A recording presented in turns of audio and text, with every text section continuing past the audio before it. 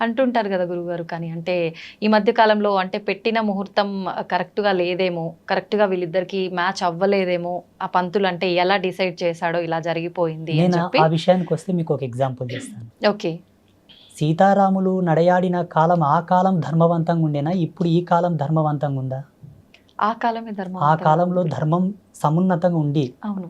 ఎందుకంటే శ్రీరామచంద్ర ప్రభుల వారు పుట్టినప్పటి నుంచి వారి అవతార సమాప్తి అయ్యే వరకు కూడా ధర్మం సమున్నతంగా ఉన్నదని చెప్పి మన గ్రంథాల ఆధారంగా ఉన్నాయి. చెప్పబడి ఉన్నాయి. హ్మ్. ఎంతో మంది ఋషులు కూడా చెప్పారు. అవును. శ్రీరామచంద్ర ప్రభుల వారి యొక్క ముహూర్తం ఎవరు పెట్టారు? హ్మ్. పెళ్లికి ఎవరు నిశ్చయం చేశారు? హ్మ్. రాముడు పెళ్ళైన తర్వాత వనవాసానికి వెళ్ళిపోవాల్సి వచ్చింది. అవునవును. ఎన్ని కష్టాలు పడ్డారు. అవును.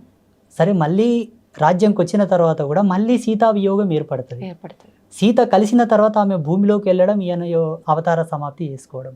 వాళ్ళు ఎక్కడ సుఖపడ్డారు? అవును. పోనీ పాండవులు కష్టపడ్డారు కదా. పోనీ శ్రీకృష్ణుడు కూడా కష్టపడ్డాడు కదా. అవును. పోనీ దేవేంద్రాదులు కూడా కష్టపడ్డారు కదా. ఇప్పుడున్న మానవుడు, ఇప్పుడు జీవించే మానవుడు దాని భూతద్దంలో ఎట్టి చూస్తున్నాడు ముహూర్తాన్ని. ఓకే. దాని యొక్క నిర్మాణం, దాని యొక్క నిర్వాణం వేరు. ముహూర్తాన్ని తప్పకుండా మానవ జన్మ ఎత్తిన తర్వాత ప్రతి మానవుడు ముహూర్త నిశ్చయంతోనే జీవితకాలం గడవాలి. ఓకే. ముహూర్తానికి ఉండేటటువంటి మెయిన్ అర్థం ఏంటో తెలుసా? నీవు జీవించే జీవన విధానానికి సంబంధించినటువంటి ధర్మం, భౌగోళికంగా నువ్వు జీవిస్తున్న జీవ అవశేషాలకు సంబంధించినటువంటి సింక్, అది లింక్. ఓకే. అనుసంధానం అయ్యేటటువంటి శుభముహూర్తం. అది నీ జీవితంలో ఒక సార్థకతను ప్రసాదించడానికి నిర్ణయం చేసిన ఒక టైం. ఓకే. దానివల్ల మన జీవితాలు నడవాలనుకోవడం అజ్ఞానం. మనం బ్రతకాలి, మనం జీవించాలి. ప్రతి దాంట్లో సహనం, ఓర్పు, నిగ్రహము, విచక్షణ రహితమైనటువంటి జీవితాలే కొనసాగుతున్నాయి తప్పిస్తే జ్ఞానవంతమైన జీవితాలు లేవు కదా సమాజంలో. అవును గురుగారు.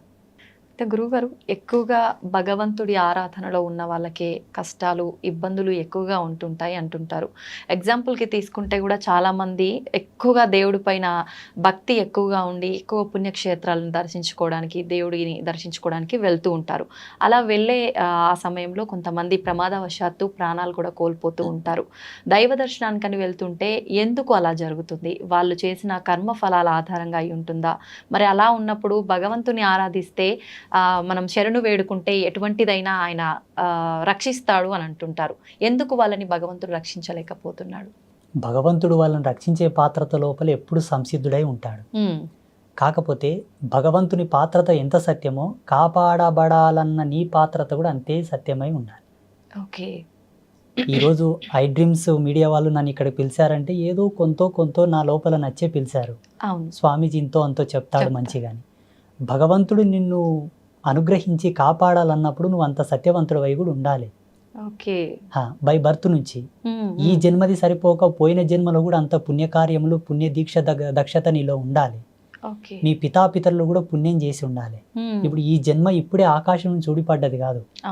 ఎన్ని సంవత్సరాల నుంచి, ఎన్ని లక్షల సంవత్సరాల నుంచి ఉండేటటువంటి ఆ జెనెటిక్ థియరీని బట్టి మనకి జన్మ వచ్చింది, ఆ DNA కాలం బట్టి. సో ఆ వంశవృక్షంలో చేసేటటువంటి పాప సంక్రమణ, పుణ్య సంక్రమణ వల్ల ఈ దేహం ఉంటుంది. ఈ దేహం పొందిన తర్వాత కూడా చేసేటటువంటి పాప సంక్రమణ, పుణ్య సంక్రమణ. అందుకు భగవంతుని చెంతన నువ్వు నిష్ణాతుడవై ఉండి, అర్హుడవై ఉంటే తుటికాలమునందే నేను తప్పించగలడు కదా. ఎంతమంది బ్రతుకుతుండలేరు ఇప్పుడు? ఎంతో మంది ఇప్పుడు కాపాడబడుతున్నారు, రక్షించబడుతున్నారు. వీళ్ళెందుకు రక్షించబడలేదంటే అందుకు భిన్నమైనటువంటి పాపమో కర్మనో ఏదో ఉండవచ్చు. అంత ఈజీగా మనం క్యాలిక్యులేట్ చేయడం కూడా ధర్మం కాదు. పూజలు చేసే వాళ్లకు కష్టాలు ఎందుకు వస్తాయంటే పూజలు చేయడం వల్ల కష్టాలు తీరుతాయనుకోవడం ఫస్ట్ అజ్ఞానం. ఎందుకు పూజలు చేస్తారంటే చెప్పన తల్లి, మనకు పితృపక్షం వస్తుంది. ఇప్పుడు పితృపక్షంలో మన హిందూ ధర్మం లోపల మన పెద్దలకు శ్రద్ధా తర్పణాలు వదులుతారు, పిండ ప్రదానాది కార్యక్రమాలు చేస్తుంటారు. ఆ పల్లెటూళ్ళలో వాళ్ళ ఫోటోలు పెట్టి వాళ్ళు తినే వాళ్ళకి ఇష్టమైన పదార్థాలు వండి పెట్టి పూజలు పునస్కారాలు చేసి దండం పెట్టుకుంటారు. ఎందుకోసం అంటే వాళ్ళు ఇచ్చినటువంటి దేహం ఇది, వాళ్ళ వంశంలో మనం పుట్టామని ఒక కృతజ్ఞత భావం. వాళ్ళకు ఒక మాసం ఏర్పాటు చేసి ఈ మాసంలో పితృదేవతలను కొలవాలని ఆ మాసాన్ని డిసైడ్ చేసి పితృపక్షంలో పితృదేవతలకు పూజలు చేయాలని ఒక రూల్ ఇచ్చారు మన ధర్మంలో. ఈ జన్మనిచ్చినందుకు వాళ్ళకు మొక్కుతున్నాం మనము. వాళ్లకు మనకు ఇంతటి అందమైన ప్రపంచాన్ని భగవంతుడు ఇచ్చాడు కదా, మరి భగవంతునికి ఏమి ఇవ్వాలి మనం? అందుకే ఈ పూజలు. నిన్నిచ్చినందుకు, ఈ ప్రకృతిని ఇచ్చినందుకు, నీకు ఇంతటి అందమైన ప్రపంచాన్ని సృష్టించినందుకు భగవంతునికి నువ్వు ఇంత కృతజ్ఞత భావంతో పూజ. అంతేగాని నువ్వేదో ఇస్తే ఆయన నీ కోరికలు తీర్స్తాడనుకోవడం కరెక్ట్ కాదు. చూడమ్మ, వేదాంత ధర్మంలో ఎప్పుడు కూడా వేద ధర్మం ప్రకారంగా, శాస్త్ర ప్రమాణం ప్రకారంగా పూజలు చేస్తే కష్టాలు నెరవేరుతాయని లేదు. కానీ ఋషులు మనుషుల యొక్క కష్టాలు చూడలేపక, బాధలు చూడలేపక వాళ్ళు ధ్యానంలో కూర్చొని కొన్ని దర్శనాలు చేశారు. వ్రతాలు, నోములు, కొన్ని ప్రత్యేకమైన హోమములు, శాంతులు, కొన్ని యజ్ఞక్రతువులను దర్శించారు. వీటిని చేయండి, వీటి యొక్క మహితాత్మమైన శక్తి చేత భగవంతుడు ప్రసన్నమవుతాడు, మీ కష్టాలు తీరుతాయి అని ఒక ప్రమాణంగా చెప్పారు. కానీ అది కూడా దాని మీద ఎప్పుడు ఆధారపడి ఉండకు. నిన్ను నీవు నమ్ముకో, నీవు సత్యశీలుడవై మెలుగు, అప్పుడు అవి నీకు రిఫ్లెక్ట్ అవుతాయి, నీకు రిప్లై ఇస్తాయని కూడా చెప్పారు. మళ్ళీ వెనుకనే ఇలా చెబుతూనే ఇది కూడా చెప్పారు, ఏది అవసరమో అదే పాటిస్తున్నారు కంపల్సరీ. ఇప్పుడు ఒక కంపెనీ యాజమాన్యం దగ్గరికి వెళ్ళి, అయ్యా నాకు ఉద్యోగం ఇవ్వండి అంటే, నీ అర్హత ఏముంది నాయన అని అడుగుతారు. నేను పలానా డిగ్రీ చేశానండి, పలానా పీజీ చేశానంటే, నీ చదువుకు, నీ ర్యాంకు తగ్గట్ల నీకు ఉద్యోగం ఇస్తారు.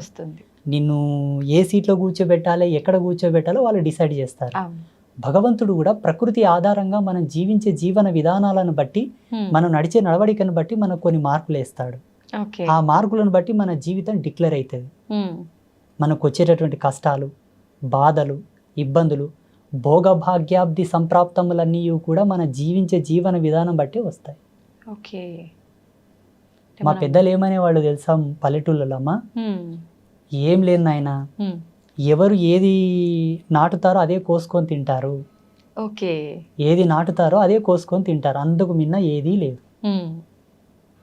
నువ్వు మంచి చేస్తావా, మంచే వస్తుంది, చెడు చేస్తావా, చెడే వస్తుంది, అది ఎన్నటికి తప్పదు అనేవాళ్ళు మా పెద్ద మనుషులు. వాళ్ళేం సిద్ధాంతులు కాదు, పండితులు కాదు. మళ్ళా ఇంకొక మాట అనేవాళ్ళు, ఈ జన్మ, ఈ కాలం అంతా ఒక అద్దం లాంటిది నాయన, అద్దం ముందలు పోయి నువ్వు ఏ చేష్టలు చేస్తే నీకు అదే ఎట్లా రిప్లై ఇస్తుందో, ఈ ప్రకృతి కూడా అంతే, నువ్వు ఏం చేస్తావు అది రాసుకుంటుంది, అదే దొబ్బుతుంది మళ్ళీ నీ మీదకి అని చెప్పారు. నిజంగా చాలా బాగా చెప్పారు గురువు గారు. కానీ మీరు చెప్పినంత వింటుంటే నిజంగా ఇది వాస్తవం అనిపిస్తుంది. కానీ కొంతమంది వాళ్ళ విషయంలో ఏం జరుగుతుందంటే, వాళ్ళు ఎంత నిజాయితీగా ఉన్నా, ఎంత మంచి మార్గంలో నడిచినా కూడా ఎక్కువ ఈ ఇబ్బందులన్నీ వాళ్ళకే వస్తుంటాయి. మరి దాని గురించి ఏం చెప్తారు? వాళ్ళకి ఆ జన్మ ఏకన ముందు వాళ్ళ తల్లిదండ్రులు అంతటి పుణ్యకర్మలు ఆచరించలేకపోవచ్చు. జీవుడు తన ఈపున ఎంత పుణ్యం పెట్టుకొని సంతానాన్ని ఇస్తే పుట్టే పిల్లలు అంత గొప్పగా పుడతారు. మీకు ఒక ఎగ్జాంపుల్ చెప్తానమ్మా. ఇప్పుడు మా డ్రైవర్ వచ్చాడు, మా డ్రైవర్ వాళ్ళ తల్లిదండ్రులు ఒక గురువుతోటి బోధ తీసుకున్నారు, గురూపదేశం. వాళ్ళు గురూపదేశ సంస్కారం తీసుకున్నప్పటి నుంచి మా డ్రైవర్ వాళ్ళ నాన్న చనిపోయాడు. వాళ్ళ నాన్న చనిపోయే వరకు వాళ్ళ జీవితాలలో చూడని కష్టం లేదు, పడని బాధ లేదు. పాపం నేను లైవ్ లో చూశాను, చాలా కష్టపడ్డారు. చివరికి వాళ్ళ నాన్న చనిపోయాడు, వాడొక్కడే అబ్బాయి, వాళ్ళ అమ్మ, వారిద్దరే ఉంటున్నారు. ఇప్పుడు ఆ అబ్బాయి వాళ్ళ అమ్మ, ఆ అబ్బాయి నా పాదాలను ఆశ్రయించి నాతోను ఉపదేశం తీసుకున్నాడు, మంత్రోపదేశం. అమ్మవారిని ఆశ్రయించి నాతో మంత్రోపదేశం తీసుకున్నప్పటి నుంచి ఇప్పుడు ఎంత సుఖంగా, ఎంత సంతోషంగా ఉన్నారో, అసలు చాలా ఆనందంగా ఉన్నారు వాళ్ళు. ఇప్పుడు ఆయనకు కొడుకో బిడ్డ పుట్టారు, ఎంత ఆరోగ్యంగా, ఎంత చురుకుగా, ఎంత అందంగా, ఎంత అభినయంగా పుట్టారో పిల్లలు. అసలు ఈ కష్టము, బాధ అంటేనే తెలియనంత గొప్పగా పెరుగుతున్నారు ఇప్పుడు. అంటే వాళ్ళ తాత, వాళ్ళ అవ్వ గురూపదేశం తీసుకొని గురువు చేత గోలినటువంటి పుణ్యము కొడుకుకు ఉత్తాన పదంగా సంక్రమించి ఇప్పుడు మనమంగులకు పుణ్యం ఆవహించింది. ఖచ్చితంగా మనం చేసేవి మన పిల్లలకి, వాళ్ళ పిల్లలకి. దశరథ మహారాజు తన జీవిత పర్యంతం లోపల పొందిన శాపాన్ని తాను మొత్తం సంపూర్ణంగా అనుభవించకూడని దేహము చాలించిన తర్వాత ఆ శాపం యొక్క పవర్ అనేది, ఆ యొక్క మహిమ అనేది, ఆ శక్తి అనేది శ్రీరామచంద్ర ప్రభు అనుభవించాడు, లక్ష్మణస్వామి అనుభవించాడు, భరతుల వారు అనుభవించారు, శత్రుఘ్నుడు అనుభవించాడు. తప్పదు. ఇప్పుడు ఈ జన్మ వారి చేత పొందామంటే వారి యొక్క అవశేషములు కూడా మన యొక్క జీవితం వెనకాలే వస్తాయి 100%. డాక్టర్స్ కూడా అదే చెప్తారు కదమ్మా. ఇప్పుడు జీన్స్ మన యొక్క పెద్దల యొక్క వారసత్వాన్ని బట్టి కొన్ని రోగాలు వస్తుంటాయి అని చెప్తారు. అవును. రోగాలు వస్తాయంటేనేమో నమ్ముతారు, ఉసురు వస్తుందంటేనేమో నమ్మరు. మేము ఇట్లా పాపాలు పుణ్యాలు పెద్దల నుండి వస్తాయంటేనేమో మూఢనమ్మకం అంటారు. అవును. డాక్టర్లు ఏమో వాళ్ళు చెప్పిన రిపోర్ట్స్ని బట్టి మీ పెద్దల యొక్క వారసత్వంకి ఈ రోగం వచ్చిందంటేనేమో గుడ్డిగా నమ్మేస్తారు. అక్కడ అది అంటే సైంటిఫిక్ గా అన్ని ప్రూఫ్స్ ఉంటుంటాయి కదా గురువు గారు. అది పెన్ను తీసుకొని పేపర్ మీద రాసేటటువంటి భౌతికవాదం, కంప్యూటర్లో టైప్ చేసేటటువంటి భౌతికవాదం, దానికి ఆధారమైనటువంటి కారణ సంభూతులమే మేము. ఓకే. ఇప్పుడు జ్ఞానం లేనిది విజ్ఞానం లేదు కదా తల్లి. అవును గురువు గారు. జ్ఞానం అంటే మనం పుట్టడం, పుట్టిన తర్వాత ఒక ప్రొడక్ట్ని ఇంకొక ప్రొడక్ట్తో కలిపి ఇంకొక ప్రొడక్ట్ తయారు చేసేది విజ్ఞానం. ఈ ప్రొడక్టే భగవంతుడు ఇచ్చాడు కదా, ఉన్నదాన్నే తారుమారు చేసి ఒకదానికి రూపకల్పన చేసావు నువ్వు. అవును. ఇంకెక్కడి నుండి తెచ్చావు? ఈ భూమిన పుట్టిన దాన్ని నువ్వు కొత్తగా తయారు చేసావు. కొత్తగా ఏమైనా తీసుకొచ్చావా? లేదు కదా. అది నీ ప్రజ్ఞాపాఠవాలు, నీ గొప్పతనం. కానీ భగవంతుడి ధిక్కరణ మంచిది కాదు. భగవంతుడి నేల నీయకుంటే ఏడ రీసెర్చ్ చేస్తుంటే మనము, ఈ గాలి నీయకుంటే ఏడ ప్రయోగాలు చేస్తుంటిమి. ఇప్పుడు ఇవెవరిచ్చారు, ఎవరు తయారు చేశారు అది మనం కనిపెట్టాలి కదా. ఒకవేళ ఇవి న్యాచురల్ గానే తయారైంది అనుకుందాం, వేరే గ్రహాల మీద ఎందుకు లేవు మళ్ళీ వల్ల?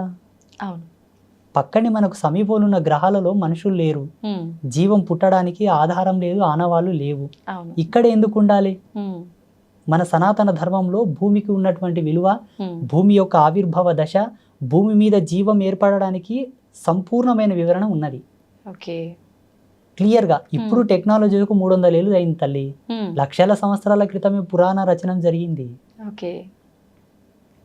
గురువుగారు, ఒక జీవి అంటే తల్లి గర్భంలో పడే ముందే తను చేసుకున్న ఇంతకు ముందు జన్మకు సంబంధించిన పాప పుణ్యాలు కర్మ ఫలాన్ని బట్టే ఈ జన్మలో ఎవరి కడుపున జన్మించాలి ఏంటి అనేది డిసైడ్ అవుతుంది అని కొంతమంది చెప్తుంటారు. అది నిజమే అంటారా?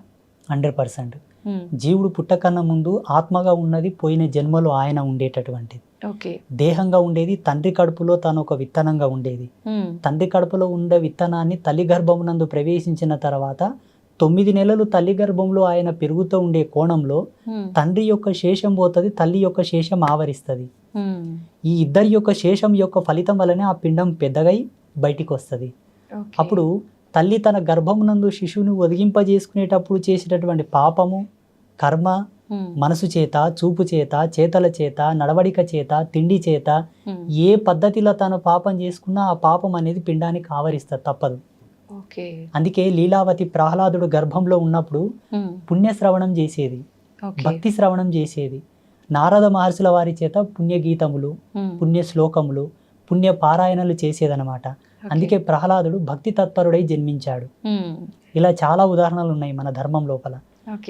అదే కోవకు మనం వస్తే హిరణ్యకశ్యపుడు హిరణ్యాక్షుల యొక్క జన్మను మనం చూసుకున్నట్లయితే కశ్యప ప్రజాపతికి చాలా మహా తపశక్తి సంపన్నుడే కశ్యప ప్రజాపతి.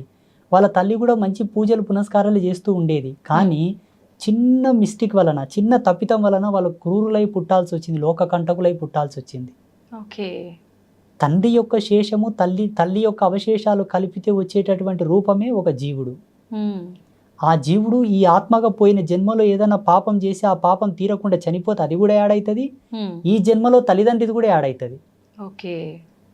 అందుకే ఎన్నాళ్ళు బ్రతికినా ధర్మంగా బతుకు, పుణ్యాత్ముడు బతుకు. ఎందుకంటే ప్రపంచం చాలా భయానకంగా ఉన్నది. నీవు ఈదొచ్చు, ఈదకపోవచ్చు, నీవు ఓర్చుకోవచ్చు, ఓర్చుకోలేకపోవచ్చు. మొదటి నుంచే మార్గం మంచిగా వేసుకో, సుగమం చేసుకో, అంతిమం వరకు సాఫీగా చేరుకోగలవని చెప్పింది మన ధర్మం. అయితే గురుగారు, కొంతమంది అంటే అతి చిన్న వయసులోనే ఏదో రకంగా అకస్మాత్తుగా చనిపోతూ ఉంటారు. అలా చనిపోవడానికి కారణం అంటే ఆరోగ్య రీత్యా బాగున్న వాళ్ళు కూడా చనిపోతుంటారు, ఆరోగ్య పరిస్థితి బాగాలేని వాళ్ళు కూడా చనిపోతుంటారు. అలా చనిపోవడానికి రీజన్ ఏంటి అని అంటే కొంతమంది ఏం చెప్తారంటే వాళ్ళ అంటే చేసుకున్న కర్మలు అంతవరకే ఉన్నాయి, అంతవరకు అవి కంప్లీట్ అయినాయి కాబట్టే ఆయన చనిపోయారు అని చెప్పి. అది నిజమే అంటారా? జనన మరణాలు రెండు కూడా కాలాతీతములమ్మా, ఈ కాలాంతర్గతంగా జరగవు. కాలానికన్నా, కాలం అనే సిస్టమ్ కన్నా చాలా పై లెవెల్ అవి. కాలం అనే ఈ సిస్టమ్ కన్నా చాలా ఎక్స్ట్రీమ్ లెవెల్స్ ఆఫ్ వర్క్స్ అనమాట అవి. అంటే భగవంతుడు వాటిని ఆపరేట్ చేస్తుంటాడు. మాలాంటి తాపసులం ఎన్ని యోగాలు చేసి ఎన్ని సాధనలు చేసినా దాని యొక్క రుచి, దాని యొక్క మర్మం చెప్పగలం కానీ ఆది చెప్పలేము. చెప్పొచ్చు, చెప్పిన పెద్ద విషయం ఏం కాదు కానీ చెప్పకూడదు, కనీసమైన మర్యాద. ఓకే. చూడమ్మా, ఒక బిడ్డ పుట్టి నెల పిండంగా తల్లి గర్భంలో ఉండగానే వికటించిపోవచ్చు, 5 నెలల పిండంగా ఉండగా వికటించిపోవచ్చు, అవును. పుట్టి బయట పడగానే కూడా చనిపోవచ్చు, అవును. సంవత్సరం లోపల చనిపోవచ్చు, పెరిగి పెద్దగా 20 ఏళ్ళ చచ్చిపోవచ్చు, 5 సంవత్సరాలు కూడా చచ్చిపోవచ్చు. అవును. ఈ చనిపోయే ప్రక్రియ ఏదైతే ఉన్నదో ఆయన అంతవరకు పుట్టి ఏం చేయాలో గంతే చేయవలసి ఉందని డిసైడ్ అయి ఉంటుంది. ఓకే. అంతకు మిన్న ఒక్క నిమిషం అటు కాదు ఇటు కాదు. ఇదే చూడు దేవుడు ఉన్నాడని చెప్పడానికి ప్రత్యక్ష సాక్ష్యం. అవును గురుగారు. ఇంతకంటే ఎక్క చెప్పడం కూడా కరెక్ట్ కాదు. ఇప్పుడు దేవుడు లేడయ్యా అంటే దీనంతా ఎవరు ఆపరేట్ చేస్తున్నారు చెప్పండి? నిజం. ఒక వస్తువుని కనిపెట్టాము, దాని యొక్క జననం జరిగిందంటే ఎవరైనా దాన్ని తయారు చేసి ఉంటారు. అవును. ఎవరు తయారు చేసింది అది రాదు. ఈ సిస్టమ్ నంతా ఎవరు ఆపరేట్ చేస్తున్నారు? పోనీ న్యాచురల్గానే జరుగుతుంది అనుకుంటే మనుషులు ఇప్పుడు ప్రజెంటేషన్ ఒక 500 ఏళ్ళు బతకొచ్చు కదా. అవును. న్యాచురల్గా అయితే ఎక్కువ బతకొచ్చు కదా. లేదు, ఎవరు దీన్ని ఆపరేట్ చేయట్లేదు, ఇది సహజ సిద్ధంగా తనకు తానుగానే ఉత్పన్నమైంది అనుకుంటే వేరే విధంగా పుట్టొచ్చు కదా మనుషులు. ఒకే యాంగిల్తో ఎందుకు పుడుతున్నారు? పోనీ ఇది సహజ సిద్ధంగా తనకు తానుగానే ఉత్పన్నమైన కాలధర్మం అనుకుంటే ఈ భూమి లాంటి ఇంకొక భూమి కూడా తయారు కావాలి కదా. చూడమ్మా, ఇప్పుడున్న మోడర్న్ టెక్నాలజీ ఏదైతే ఉందో శాస్త్రవేత్తలకు నేను ఒక సవాల్ వేస్తున్నా. ఓకే. ఉజ్జయిని మహాకాళి, మహాకాళేశ్వరుడు, కాశీ విశ్వనాథుడు, విశాలాక్షి దేవతల మీద వీళ్ళని రీసెర్చ్ చేయమని చెప్పండి. ఈ సృష్టికి సంబంధించిన రహస్యం తెలుస్తుంది. ఓకే. ఈ ప్రపంచంలో అతి పురాతనమైన చాలా ప్రాచీనమైన ప్రదేశం ఏదన్నదంటే కాశీ మహానగరమే. కల్పాంత సమయం లోపల అన్ని ప్రదేశాలు నీట మునిగిన కాశీ మునగదు. ఓకే. మహాశివుడు దాన్ని శూలం చేతి ఎత్తి పడతాడు. ఈ ప్రకృతికి ఉండేటటువంటి కాలధర్మానికి ఉండేటటువంటి పర్యావసనం అంతా అయిపోయిన తర్వాత మళ్ళీ యథాస్థానానికి తెస్తాడు, జీవం పుడుతుంది.